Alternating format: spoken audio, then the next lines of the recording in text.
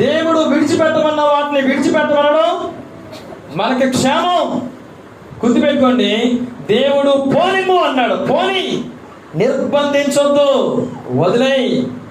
దేవుని మాటల్ని నువ్వు వింటున్నప్పుడు మొండిగా ఉండకు. దేవుని మాటలు వింటున్నప్పుడు లైట్గా తీసుకోకు.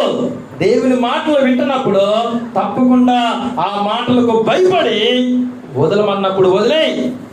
చాలా మంది వదలతలే. దేవుడు ఆ రిలేషన్స్ ని వదిలేమన్నాడు, వదలతలే. అర్థమవుతుందా?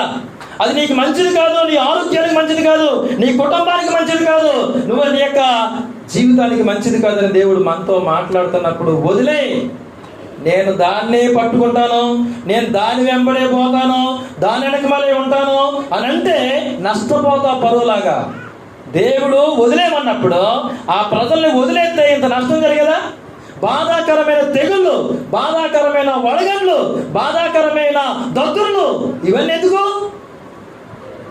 వదలమన్నప్పుడు వదలకుండా ఎందుకు గట్టిగా పట్టుకుంటావు? విడిచిపెట్టమన్నప్పుడు విడిచిపెట్టకుండా ఎందుకు నువ్వు గట్టిగా పట్టుకుంటావు? చూడండి, అలా పట్టుకుంటే ఏం జరుగుతుందో. ప్రియమైన సహోదరులారా, మనం పోనిమ్ము అన్నప్పుడు ఏం చేయాలి? పోనేవాలి. మా అదవుతుందా?